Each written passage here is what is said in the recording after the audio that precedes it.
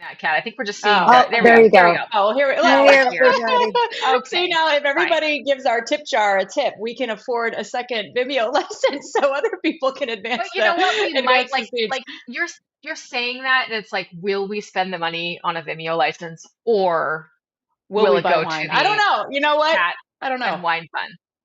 I don't know. I don't know. I don't know We'll what's see. going to happen. We're not sure. We're not sure. We're not sure. But big news. Melissa's back. Thank God, because we didn't even know it was going to happen last week, but it all worked out. Nothing, at least I don't think anything bad happened that I'm aware of. But Yeah, exciting it was a news great for job. all of us here is that we're attending Vive. Melissa is in charge of our Vive schedule. And if you are cool, she will respond to your email. So it's going to Yeah. be awesome. We're going Yeah. live twice per day, 10 a.m. and 2 p.m. Pacific time on Monday and Tuesday of Vive. It's going to be fantastic. And then we're doing a post Vive Friday show where we're going to do what we usually do, talk about all the dirty dirt. And just to be clear, this is like an experiment, right? Like we have not gone live before from on location. Like, even though we I'm not are worried. officially media and have media badges, we are new to this. So we'll see. I TBD. think it's going to work out. Listen, we bought an Amazon bestseller video camera off the internet, Amazing. started it I'm very Amazing. excited to bestseller. use this. Boom. Very excited. I can't say it was the highest rated, but I can tell you that I efficiently found a middle ground there. So it's going to be good. But Melissa's in charge. Amazing. If you email us at, well, I don't know, you could probably figure Thank out you, her email Melissa. address. Hello at Health Tech Talk Go to Show. our She will, website. Or yeah, you do can all those DM me things. as well. Yeah. You can do anything she tells you to do. All right. Okay. Melissa, she's going to be in the background making sure we don't screw this up. Lisa. Oh, wait. Shit. Hold on. Hold on. I'm screwing Uh-oh. this up. Uh-oh. No, Uh-oh. all Oh right. no. Oh There you no. go. There you go. Okay. Here's our news of the week. I just gave everybody a preview of it. But yeah, what do you think of SEMA moving into, I uh, mean, this is the thing about this. Okay, so Seema Verma, led CMS and the Trump administration. Our wonderful friend Alex Muggy worked under Seema Verma, as did many of us, as a career employee when she was leading CMS. A little bit controversial for some folks. However, before she got this job, like leading the entire Oracle Health business, she was an EVP before. We were saying, well, she might go back to the Trump administration. And I don't think she will now, right? Like, this is kind of, this is a pretty kind of a major big job. job? This is Yeah. not a Yeah. second in Big job. command job. This is a first in command job, right? Yeah, this is pretty big deal. Yeah. Yeah. I did hear about a lot of the controversy, but I also heard that she got stuff done. So maybe she'll get Well, stuff done especially on here. the interoperability side, I would say that and this is the thing, like, you know, now I might offend some former and current CMS officials. That's okay, because not many That's people a at hallmark CMS of care the about show, data. Lisa. That's true. Not many people at CMS care about data interoperability. I No. know, worked really hard on it at CMS, myself and some close colleagues. And it is hard to get the attention of CMS on data interop work. Alex Muggy, as we talked about, is doing really great work in the Office of Burden Reduction and Health Informatics. But you know That what? is a Sometimes good she's a name. one-woman show. Sometimes she's a one-woman show. And it's hard to get people to pay attention to this really important issue. They had some rulemaking recently that was really good, but like, it's hard to keep that going there. People, it's not their first priority. And I will say that Administrator Verma cared about interop. Yep. And under her reign, my favorite rule, the information blocking rule, did come out, which I The feel great about. interoperability and patient access rule, Well, yeah, perchance. that one. The biggie. I mean, there were some things in there I didn't like, but I did like that part. So Sure, that's good. Well, sure. good for her. God Sure. bless her. God bless America. God bless Cerner or Oracle, It whatever it's just called means now. she's not going to be the CMS administrator on a Trump administration part two. So then who's it going Yeah. to be? If you care, if you know, let us know in the chat. Well, yeah. If anybody has any tips, let us know. I mean, assuming that there is an administration change, I don't know. I don't know what's going to happen. I don't know. Well, Lisa, let's we talk are about of different messaging. minds, but we're just assuming that.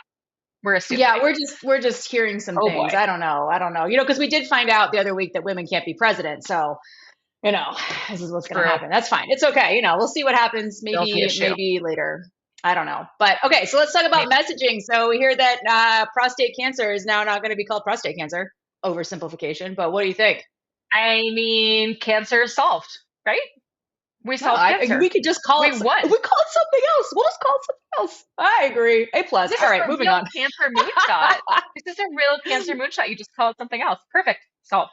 Yeah, I feel like it's like when you're losing on your OKRs and but you just make all the dots green. Anyway, that's what I feel about here. I feel good about it. All right. Q hints are Totally. maybe real. So we got some hot tips this week. We got some hot tips Oh from yeah. some local insiders in one of our great state capitals. And I'm not going to disclose any dirty dirt, but they let us know that it looks like Q Hint candidate has dropped out. And multiple people have told us that there are some technical difficulties going on here with the QHIN movement. What do you think, Lisa? What have you heard? Yeah, I mean, I have definitely heard the same thing.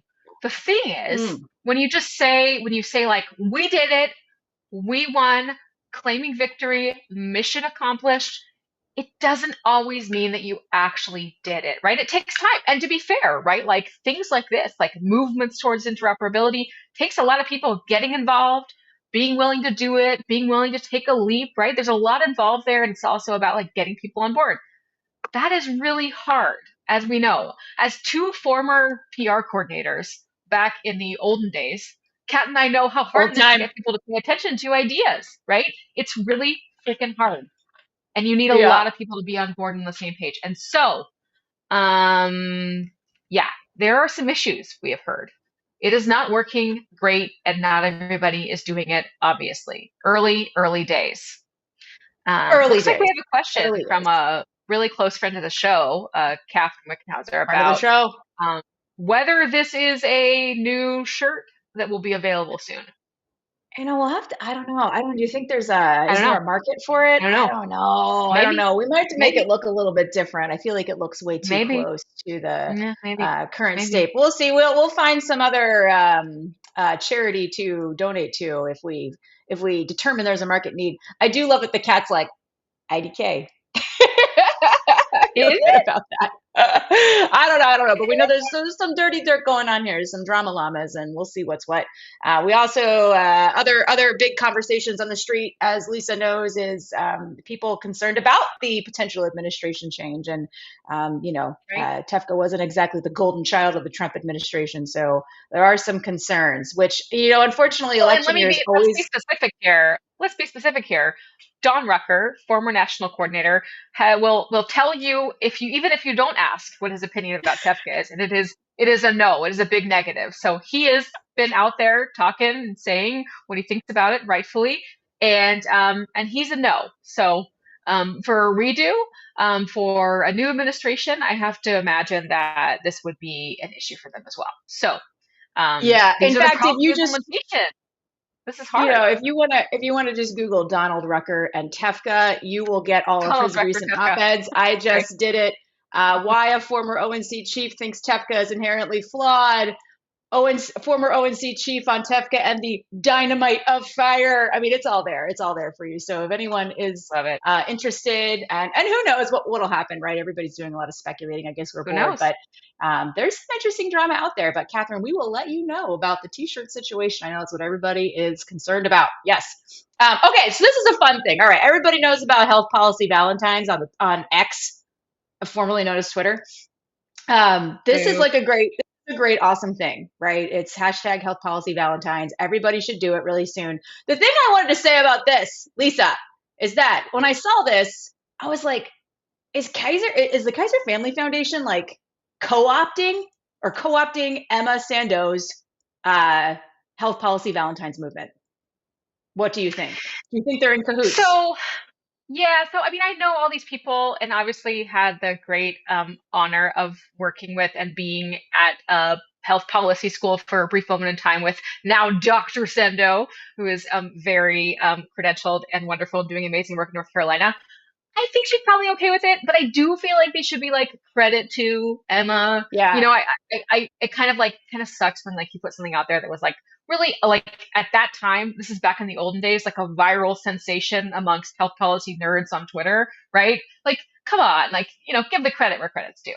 Yeah, well, so that's the thing. I was kind of upset when the Sequoia Project people ran that Q-Hins aren't real panel and like didn't Mm, give us any credit. So that's why Emma, Dr. Emma Sando, we mm, just want to say we know you are the original health policy that's right. Valentine's person. That's right. We're here for it. We love you. You're kind of a superstar. Also, the pinned tweet on Emma's X profile is just Medicaid in all caps, and I just like, God bless you. I feel that very much so. She is, We she is, also she has been supporting Medicaid since the olden days at this point, and has made it her entire career personality, and also does a happy birthday Medicaid every year and creates a cake and puts it on Twitter. So love it. Also, just in case anyone was curious, things I love.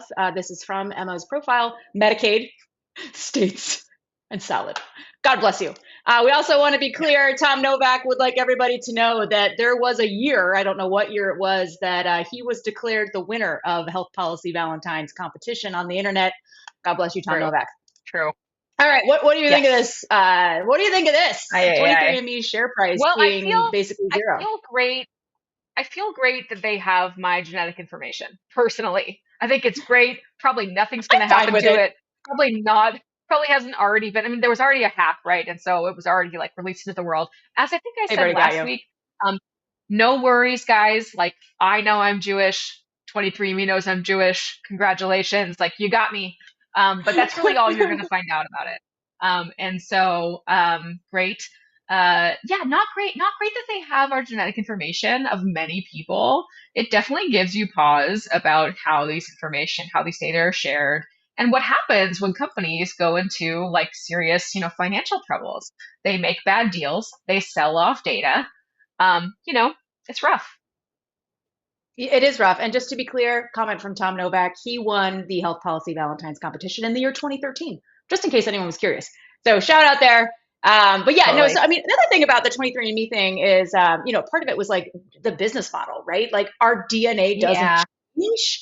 And so it was all this one-time hit stuff in the beginning of spit kits, and there was no incentive to keep paying. I know they tried the subscription model, and that didn't really work out, and so I mean, They tried to sign a drug development deal. Like, could they, some way help drug development companies, pharma companies, these big research companies figure out, how to target precision medicine? I don't think they really had the right data, the right setup, the right people, the right technology, right? So that was kind of a bust. I don't yeah, know. I don't know. I Business mean, I'm failure. rooting for these people. I think a lot of this stuff is really interesting, and I get sad when I mean, this was a big swing, right? This and Ancestry.com, which I know had its own controversies related to your people, Lisa. Converting people posthumously. I know, but that's water under the bridge. They worked that out. They worked that out. All right. They did. Next They up, this did. is actually I this will is just a say really quickly, Anne Wojcicki, no one feels sad for her. She has plenty of money. She's going to be fine. The rest of the company, I don't know, but she will be fine. okay. Well, that's good. It's good. I'm delighted to hear that. So this is a preview for next week's show, and that's that. There's like a lot of like scuttle and drama around digital therapeutics lately. Have you heard all of this? Amazing. Yes. Yeah, so there was an op-ed, I think it was an op-ed in Health Affairs recently that basically said digital therapeutics like don't work. And we were like, like, as former PR girls, we know that you can make data say whatever you want it to say. You And sure like, can. I apologize to all of you people, data scientists and all that, who believe that that's not true, but guess what it is. And so we read that. Lisa read a lot of these stats, and we're just like, meh. But what's interesting about that is there's been a number of other op-ed follow-ons. So I feel like this is like a coordinated fuck you digital therapeutics industry effort. It's a I'm hit totally job. into it. It's like It's I'm a hit into job. all of the drama. And so Mr. H from His Talk, our all-time favorite news outlet in the world, published a little commentary on this. The headline up here up top is from Stat News. It was an op-ed written by two fine gentlemen, basically saying, digital therapeutics need to do more work to be there. And then next week we have the CEO of the Digital Therapeutics Alliance coming on our show to talk about their rebuttal to the Health Affairs article. So this is like big We drama. love rebuttals, by the way. If you have like beef and you want to like do a big rebuttal and you have something to back it up, like come on the Health Tech Talk show because that is Yeah, definitely our we're here bread for and it. butter. Yeah. And I will You say, think we're full shout of out shit? to Omada. Yes.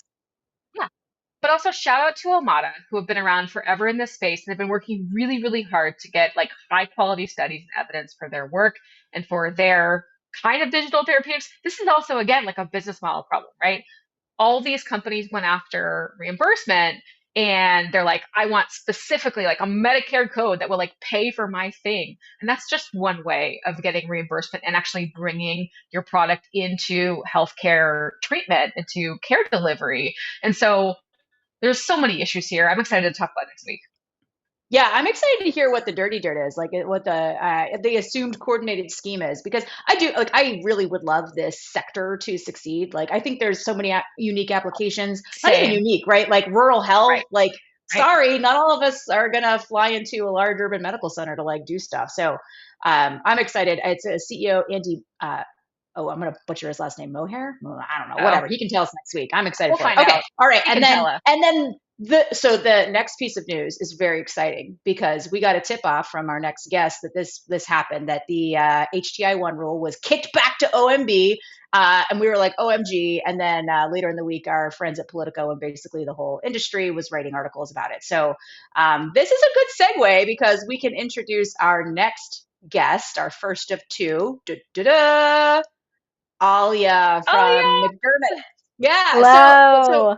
you guys, we've been trying to get Alia on the show for like, I don't know, since we yeah, started she's it. And she was busy. making up, She is she made up all kinds of busy. She has a excuses. You real know, she's job. like, I know. Super annoying. So, Real job so welcome. Will you doing introduce stuff. yourself? Yes, so hi, I'm Alia Suleiman, lawyer, but I try to be a lot more than a lawyer when working with digital health companies. I spent my whole career in-house, like at the elbow of product teams, engineering teams, shepherding them through legal and regulatory and privacy hurdles as they tried to bring things to market. And most recently did that at Epic for 5.5 years before joining McDermott, a law firm with a incredible healthcare practice. I'm on the digital health team based in LA now, not Madison, Wisconsin, which has been great for my vitamin D intake. And yeah, really excited to be here with you guys. That's awesome. That's awesome. Lisa, I see you are having some technical difficulties this Nice. week. That sounds, at least it's not me. Yeah. So, Alia, we have been Yeah. like waiting for the It's dirt. my turn this time, apparently. So cool. Yeah, no, it's fine. We always have technical difficulties. It wouldn't be the show without it. So, Alia, so what's the dirt? So I'll just tell you up front. Lisa and I read these rules. Let's be clear. I read Lisa's analyses of these rules as well as other people, like Kevin Yeah. Health Data, I think is how he wants his name pronounced, and yours. And then I give my opinions. And I was like, that's what I thought of that rule. So, what do you think? So, look, I would say, like, as somebody who has had to live and breathe these rules since the proposal, well, really since like the Cures Act came out in 2016, and then when the proposed rule came out in 2019, it has been very frustrating that people think that they can claim that anything, any term or fee for an API or an interface is like information blocking. We call that information blocking. It's like, that's actually not what the rule says. And the final rule that came out in 2020 had lots of exceptions that created pathways for EHR developers, HIEs, HINs to take an alternative path, to offer FHIR APIs, things that might not actually help people do the things they want to do, and still, find a path to compliance to be able to say, hey, it's not information blocking. This rule, HTI1, makes that even easier. And that is something that not a lot of digital health companies are going to like to hear. That is not news that entrepreneurs and startups are going to love to hear, but that is the reality, that when this rule goes into effect, hopefully this year, I don't know, we'll see. We are going to have expanded avenues for incumbent EHRs and others to use to direct people to use very particular pathways when it comes to accessing data and integrating with their systems. But Alia, why would the government want to stop innovation? That's what I was just. That's my Why? question. It sounds anti-innovation. What? Like, tell us what you think. I think we've got lots of quotable lines from ONC, and their position, I think, it is reasonable. Like, they don't want to stop innovation. They just want to encourage innovation based on standardized, interoperable technology. So what we see in the rule is, there's this. So one thing to note about the rule, the exceptions to information blocking. So there's this big prohibition on information blocking. Don't do it. But there are certain things that you can do if they fit under three categories of exceptions now. There's the exceptions that let you say no. There are the exceptions that let you say yes if, like, yes, if you use this particular technology, yes, you pay these particular fees or agree to these specific license terms. And now there's a third category of exceptions an exception for TEFCA, which we'll talk about that in a second. The ONC kind of took the position in the final rule preamble discussion that, like, hey, we think that if people have all these sorts of bespoke custom requests, that it doesn't make sense for resources to be spent, setting up a proprietary like custom API for use case A and a proprietary API for like use case like A version 2, etc. To the extent you can divert someone to use HL7 Fire APIs, interfaces, you name it, standardized technology endorsed by ONC, that's what they wanted people to prioritize. And I think that they definitely created a path for that diversion to happen under the final rule.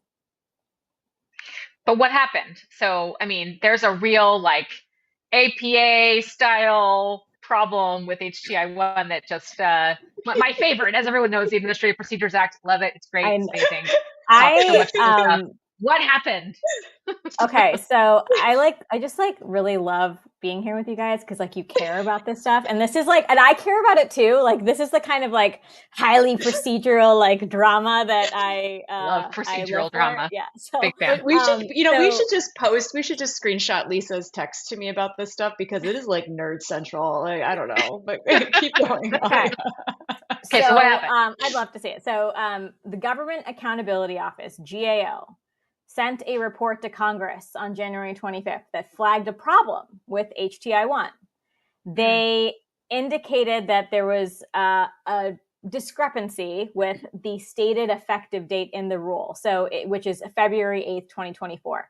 You might recall, like, if you went to the ONC website right before their annual meeting, when they released the rule, and you downloaded the PDF, it was a PDF that actually says in the footer of every page, like, this is not like a public not display. The final version. Yeah, exactly. It's like advanced viewing. Exactly. Yeah. So what happened was that, the Congressional Review Act is this old law, requires a 60-day delay from the effective date of a major rule from the date that's published in the Federal Register, or the date that Congress receives a copy of the rule. Congress received the rule on January 10th. And I know I'm a lawyer, but I can do that math. There's not 60 days between January 10th and February 8th. Oh, man. Weird. Own goal, you guys. This is an own goal. Like, really, I mean, no offense. Like, I know, I used to work for the federal government, as you know. Like, you can see what everyone earns. Like, everyone works hard, but like, this is an own goal, you guys. This is not necessary. Yeah. I want to know is, in the government, does someone get fired for this kind of major tactical error, or is it just like it's fine? All right. Because I feel like that would be a fireable offense. It's not fine, but it's obviously like a screw up, and like nobody's happy. I'm sure that the leadership are like, "What the hell, guys? Like, come on." Yeah, it's in a nice way.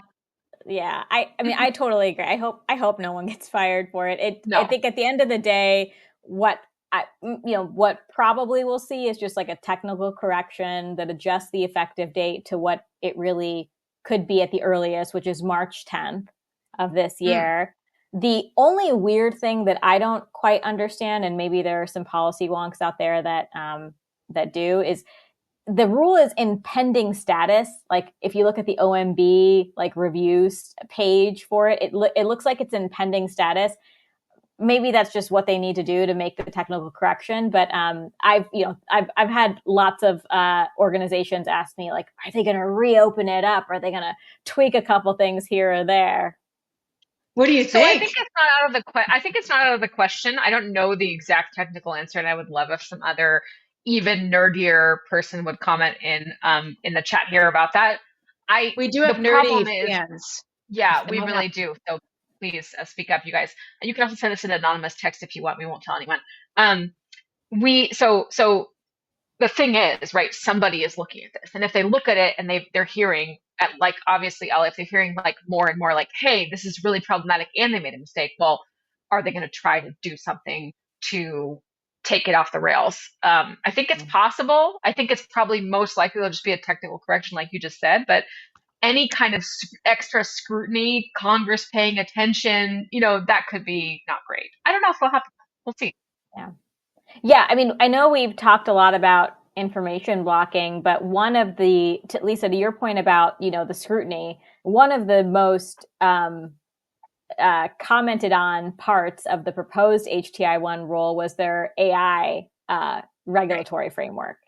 And that's one where it changed in huge ways from what was proposed to what was finalized. Like what was proposed, I was like sounding the alarm to most clients I work with because I was like, oh my gosh, like the ONC might, create these transparency and risk management requirements that like waterfall down to your apps, like by the mere fact that your app gets data from a certified EHR.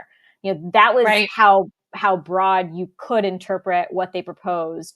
That has been totally transformed. I think they heard loud and clear from a lot of stakeholders in industry that, that this was not necessarily their lane. I think there were a lot of comments that questioned their authority. They're under like statute to do that. So what we ended up with is a finalized health AI framework that focuses on predictive decision support interventions that are supplied by EHR, developers of certified health IT or EHR developers as part of, though, this is the important part, as part of their certified health IT applications. So for there's lots of things that aren't certified. There are some patient portals that folks offer that are not outside of the scope of certification. There are revenue cycle apps that are outside of the scope of certification. So there's some real meaningful there's some meaningful kind of guardrails that they've created around the actual scope of this final framework. So there might be a big drama, but there might not be. There could, but like also I would just say like it's important to remember to remind people if you don't know or let you know how it works if you don't know, which is that there's a proposed rule, then there's a statutory required comment period, and then again people don't believe us, but like the government actually has to read all of your comments, literally all of them. They don't have to respond to all of them, but they have to read them. There's scrutiny over that as well, and then they like just put out the final rule, and there's the rule itself is like this big, and the commentary around the major things that were brought up by commenters, other folks, other agencies are a massive part of this like discussion text. So the rules are like this big, and like this much is the actual rule, and this much is the discussion text. And so like that's kind of it, unless there's like continued follow up or scrutiny or like pushback from Congress or from other stakeholders, like proposal, feedback in a kind of black box area, then like here's what we did and here's why. The end. So it's a little bit, it's not like an ongoing discussion unless it is, right? And so that's kind of the question here. Is it going to be sufficient? Is it going to be, again, I think the jurisdictional, the statutory question here is super relevant with these guys. I mean, again, ONC is not a standalone agency. It doesn't have a ton of authority granted from Congress through it was a very real question, I would say. Oh, what I'm getting out of this so far is the government hates innovation, and they wanted to establish a monarchy over artificial intelligence. Here for that. Oh yeah, tell us about the TEFCA exception. Oh my God. Yeah, so since the proposed information blocking rule came out in 2019, there has been, TEFCA has been around, like, right? It's been around with draft documents for years and years and years. It's real now, but it was around conceptually even before the first information blocking proposed rule came out. And even in 2019, people were asking for a TEFCA safe harbor. This call for like a safe harbor where, hey, if I'm, exchanging information through, via TEFCA and I'm supporting the required use cases, I should never be considered an information blocker. And this final rule, HTI 1, kind of was the first real response from ONC to what's been a years-long call from certain industry players, where they created a new exception to information blocking where, and this is really important, if the person controlling the tech or with the data is part of TEFCA, if the requester is part of TEFCA, and the information, the scope of information that's the subject of the request is capable of being shared via TEFCA, then regardless of what other interoperability pathway someone might be asking for, maybe it's a custom API, maybe they want like hands on the keyboard access to a system to do something. If those other factors are true, the entity that's subject to information blocking and participating in TEFCA can just say, sorry, like, let's do this through TEFCA.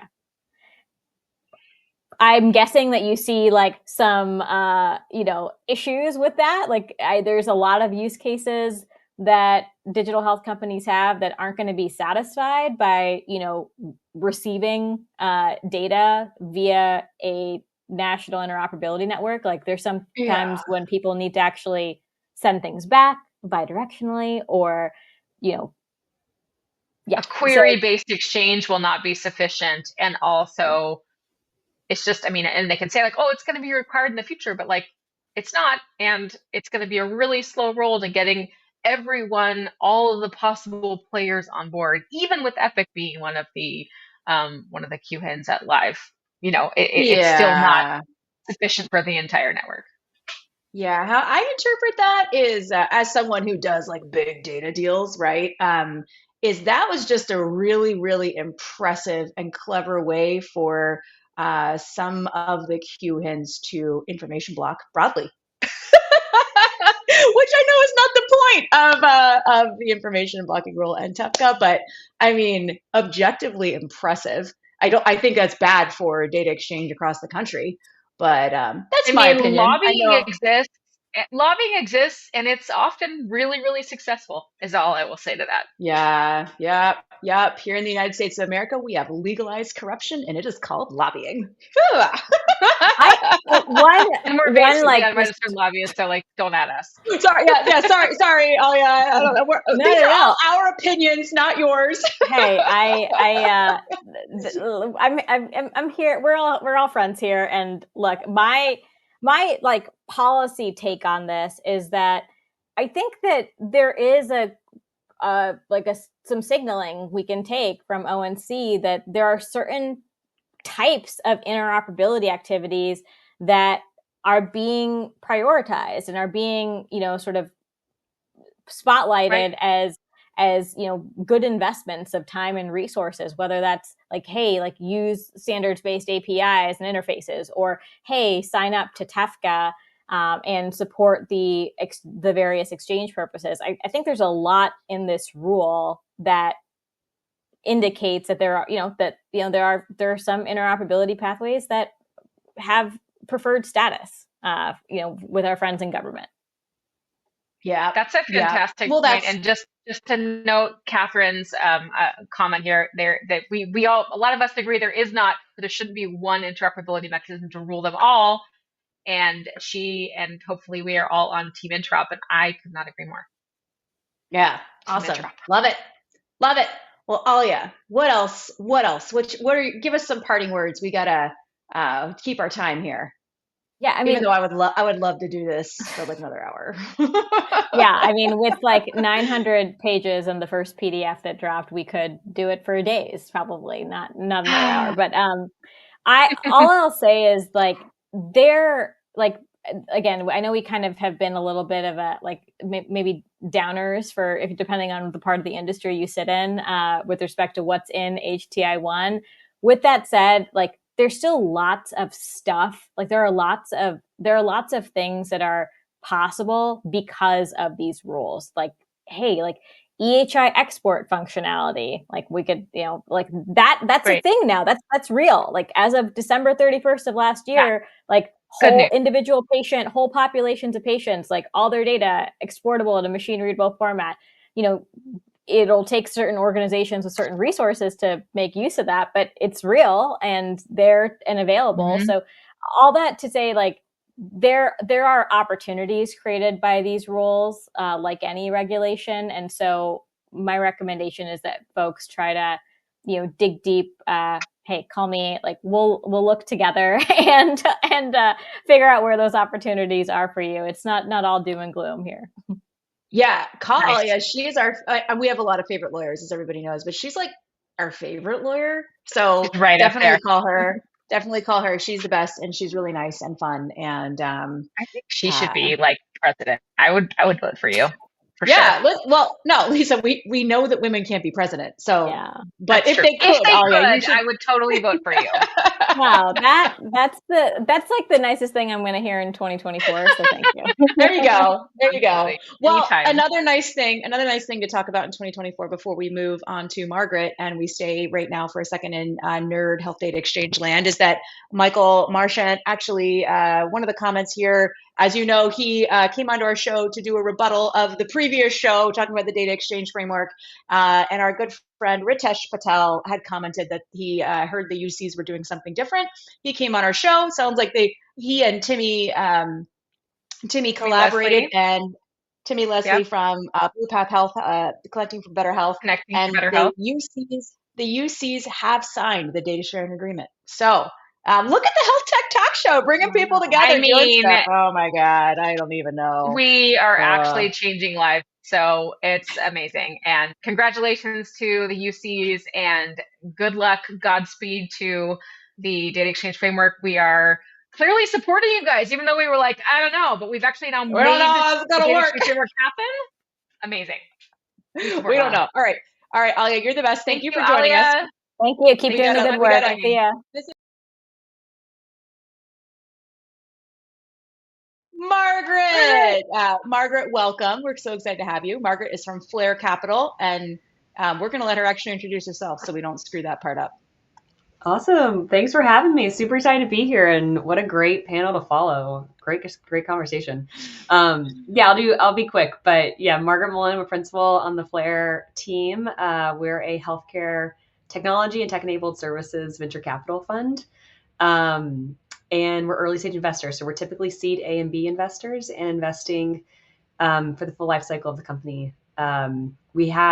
Today we manage about 900 million, and about 40% of that capital comes from healthcare strategic. So a lot of the conversations we've had so far deeply resonate and hear a lot of those, kind of pain points from those partners. And my background, just 2 seconds. My career in healthcare. Take 2 minutes. You should listen. Yeah. I never want anyone to cut their intro short. Keep going.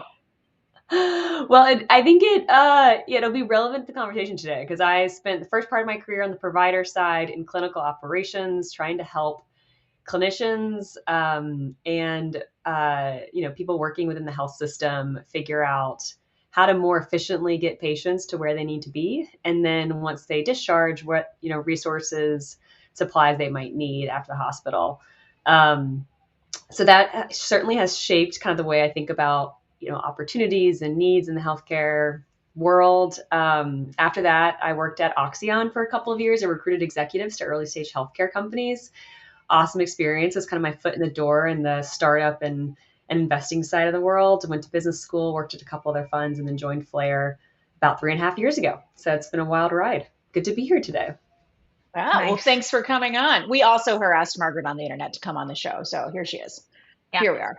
What do you think of the HTI1 rule? I think it's hard to comment after that conversation. Certainly think there's like a lot more that's gonna happen, but kind of stroke of the pen risk is really interesting. And we hosted a webinar, Yeah. I think late last year, around this concept of like, moves businesses into certain directions, kind of can, you can change your strategy or business model as a result of that. It also opens like a lot of doors for innovation. I know we talked a little bit about that in the last conversation, like hopefully it doesn't stifle that innovation, but I think we've seen that, kind of policy can impact innovation in great ways. But you really need to, for like those founders listening in, like be following quite intensely and put yourself in the Right. conversation, be part of that drafting.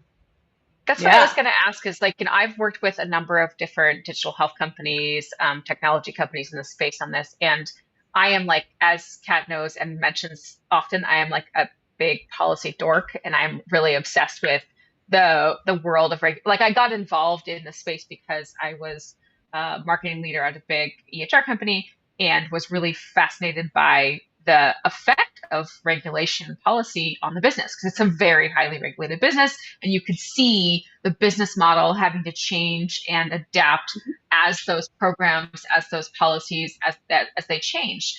And then it was pretty obvious to me, like, okay, like not many people in the digital health space or in the health tech space now, we talked about the naming, let's just call it health tech.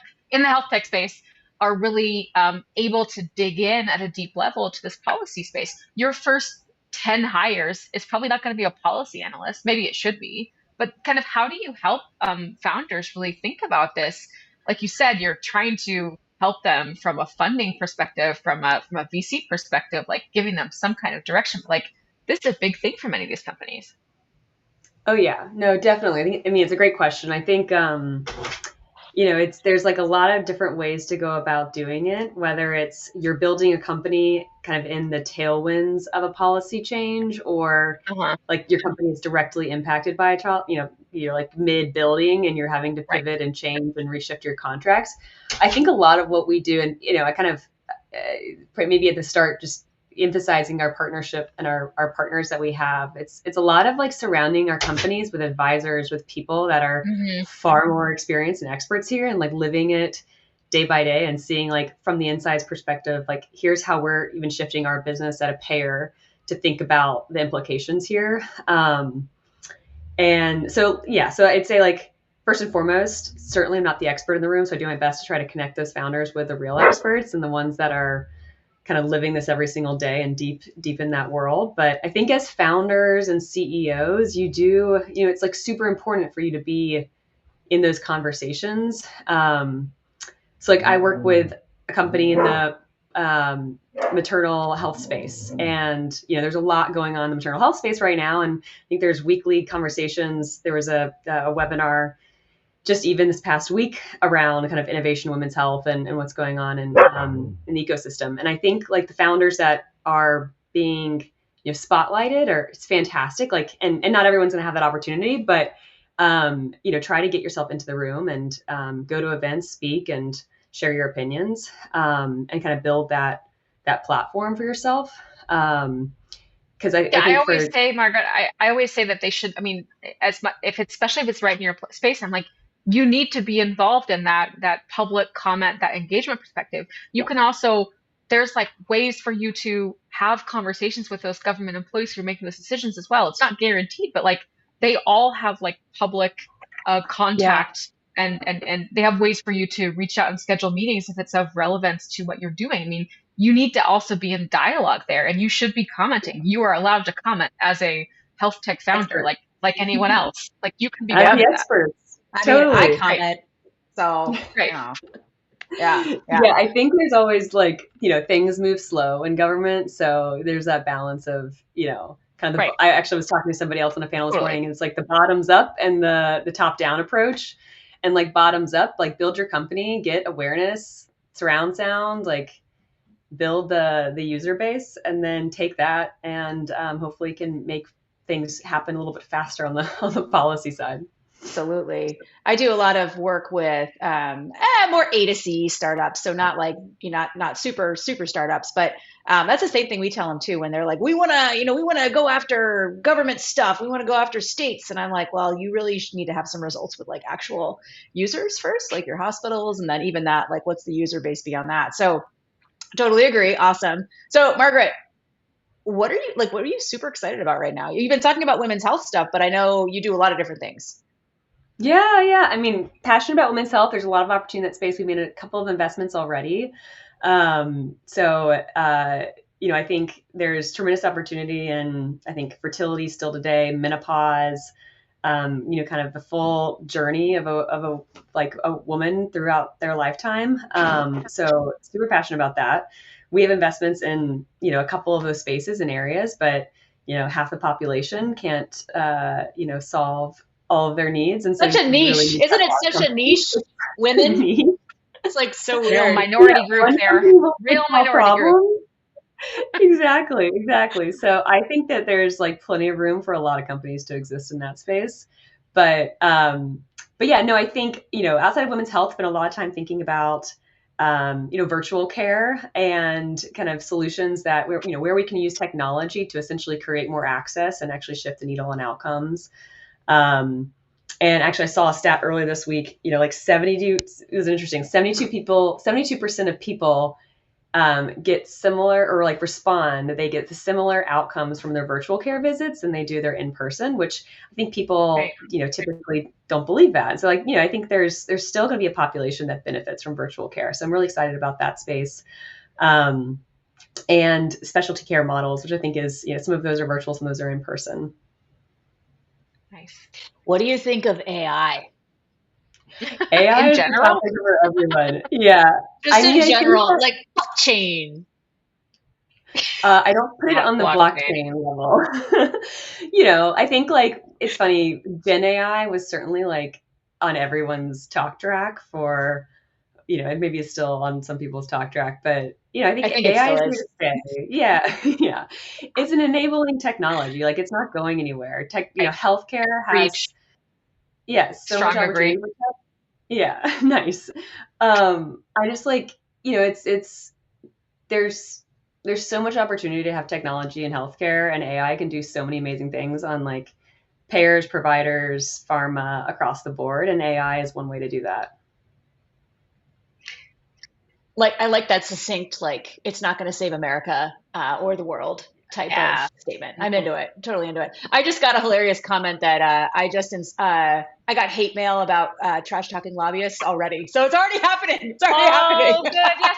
Bring it on. Just to be clear, once again, we love hate mail. Please write about us. Please post about us. When you do that, it actually shares our work with other people. So please keep our names in your mouths. We love it. Let us know. Let everyone know what you think. We love it. Anyway. Great. So Margaret, you also, so we actually met because you were starting up. I think you were starting up the Grind back then, and then a meet or Substack talking about just women in business doing stuff. So are you still active in that? Like, what are your plans for that? Like, just tell us about your side schemes. Yeah. So I cannot take any credit for starting the Grind, which is a network of about, I think there's now close to 1,000 women that are part of this community. But Olivia Capra and Colleen Cousins actually started the Grind maybe, I don't know, 6 years ago at this point. And it started actually as, kind of like meeting in your basement kind of thing, bringing together women that were working in health tech for like monthly meetups over wine and cheese, and kind of a safe space to ask questions about work or share ideas. And it's evolved. I think COVID, we leaned in hard to Slack and online and virtual interactions. But it's grown a ton. So if you're a woman operator, entrepreneur, investor, working in our industry, would love to have you join the Grind. But yeah, so about, I don't know, I mean, that was like roughly 3 years ago, we decided, thought leadership is such a important part of, kind of as an investor, entrepreneur, operator, like sharing your ideas is just, it's good to get out there, but it sometimes can be really hard. And like, where do you start as an individual? Like, do I need my own Substack? Do I need to, publish it with my company? And so we kept hearing from people that they really wanted to write, but didn't know where to start. So we started Dropping Claims, which is our Substack. And we've been publishing that the purpose is really to empower and engage with our community and provide, a safe space for them to write and get feedback.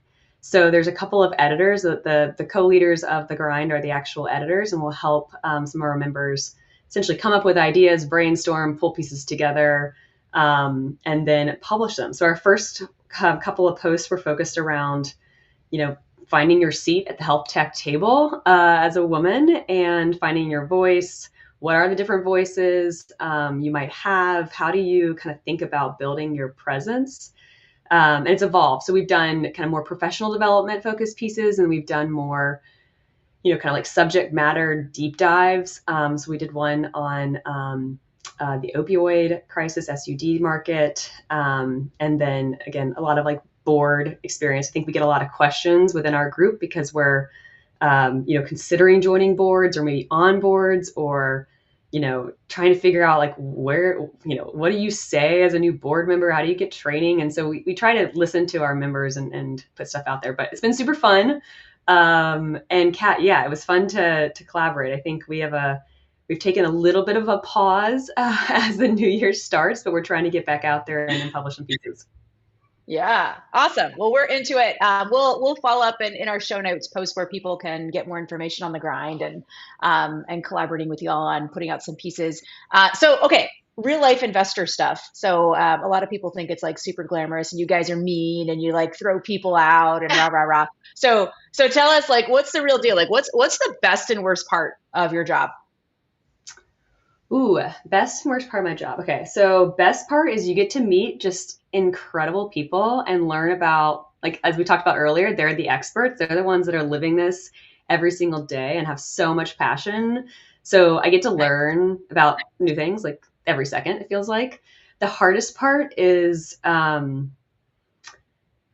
just wish there was like more hours in the day, because, you want to be as helpful as you can. And sometimes there's just like so many different ways to be helpful. So as an early stage investor, a lot of our value comes from introductions and helping, founders connect the dots. Right. And, you want to like get in there and help, but ultimately, you can only do what you can, and what ultimately, like, you got to get the team in there to take it from there. But I try to be as helpful as I can. So I think the hardest part is like, I wish I had more time, because there's just like endless things that I wish I would like to do for the companies that I work with. Yeah. Lisa, I'm trying not to cut you off. Keep opening. What I was going to say is, there's a lot,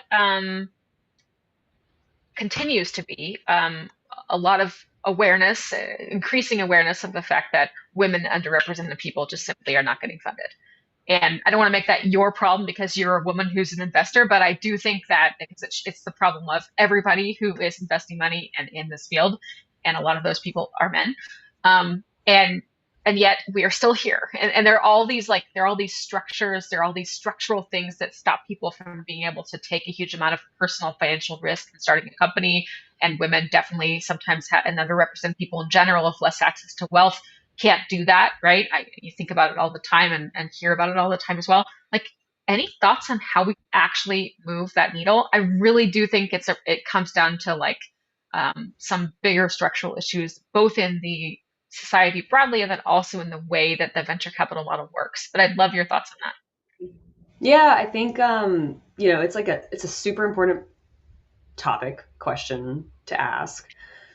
I think we've made progress, but we're not there anywhere near there. There needs to be more women and people from underrepresented backgrounds, like in partner seats at VCs. I think healthcare is slightly better than broad. I think it might be, yeah. Yeah, but it's not great. So I think it's been exciting to see, there's been dedicated funds where all they invest, for example, is in women's health, and they have, kind of a lineup of women partners, in addition to other folks on the team. But I think it's the kind of balanced perspectives that's so valuable. Right. But I think it's super important to have those people in the room, because, you may not resonate with the problem and the story. But I think it's super important if you don't have that voice at your table as an investor. It's super important to due diligence on those companies, and ask, from customers, from other people outside of maybe your circle. So we try to do it, at Flare, we try to do our best by kind of removing those biases along the way as much as we can. And, bringing in other people to conversations so that, your own individual biases don't get in the way. But like I said, a long way to go. We, a couple of years ago, we started an office hours for underrepresented founders and actually ended up investing in one of our companies that I'm on the board of through that program. So I'd like to see more of those types of programs. Because, it can be pretty intimidating to like jump on a call with an investor if you've never done it before. So, I think there's also kind of a prep education, like sharing your knowledge as an investor should also kind of fill that role too. Nice. Yeah, that's awesome. I'm here for all that. It's also nice too. I know Lisa and I both kind of advise a bunch of these accelerators, right? And some of them, it's more like it's like I appreciate the office hours because I think in a lot of cases it's still intimidating on these big panels with all these smart people. And just to like have an office hour where someone can call you and like ask you some real questions is really cool. That's awesome. Also wanted to shout out, you mentioned menopause care. Archana Sahay, who was on our show previously, also had technical difficulties because of the snow. That was kind of her big thing to watch for the next year or so as well was, hey, this actually happens to half the population, like no big deal. So it's actually a really big deal. Yeah, very cool. Oh, yeah. Well, yeah, totally. Well, yeah. So like, it's interesting. Like a couple of years ago, no one was talking about menopause, and now, we hear that all the time. So we have two companies, Electra in our portfolio company that focuses on menopause, Asana also as well. So it's been fun to see just like the conversation start to shift. Awesome. Very cool. Well, we're like out of time as usual, and we always wish we had like 7 hours to talk to everybody. But any parting words, Margaret? I'd say, well, thanks again for having me. This has been fun. If you're an entrepreneur in the space, like keep your head up. These are hard times right now, but you're building, I'm sure, something really special. And especially if you successfully raise, it means you're building something very, very special because it is real hard right now. And if you're a strategic, like partner with these early stage companies because they're onto something really cool. And if I can ever be helpful, don't hesitate to reach out. Awesome. Nice. Yeah. God bless our innovators, even if the federal government hates them all. That's right. Thank you, Margaret. Sorry, guys. Thanks, Margaret. All right. Oh my Lisa, goodness. we got like 1.2 minutes here, and just to preview our next week's show, which is something we don't normally do because we forget, but I did want to correct his name. Next week, we have a rebuttal from the Digital Therapeutics Alliance. Andy Molnar is the CEO, and he'll be on the show. And then we have a repeat visit from our favorite and only psychedelics expert, Natanya Waxel-Jones is going to come on. Yeah, incredible, and she's going to tell us about some of the regulatory and policy moves associated with the use of and research on psychedelics. So we are here for all of that. Lisa, any parting words? It's going to be amazing. No, it's going to be amazing. And I would just say again, like, we are kind of underplaying it, but like, we actually, I think, like, helped restart a conversation here in the great state of California. We saved California. We're incredible. We and Timmy and Michael, we might have all collectively saved California. So thanks, everyone. I'm waiting for Governor Newsom to give me a call. Like a personal and a medal. Thank you. No big deal. I'd also like to eat at, what was it, French Laundry? Is that where he was caught with during the COVID? Oh, yes. Probably. Yes. Maybe he'll take you there as a reward. Maybe he'll take you to French Laundry. Who knows? Thanks, and that's the point of the show, right? The point of the show is we want to create dialogue, and we love it when people are like, I want to come on and say this thing. It's not right. So please do that. Send us hate mail. Send us love letters. We love all of it. So thanks again. Happy weekend. Thank you to our illustrious guests for joining us and making us sound very cool. Absolutely. Bye.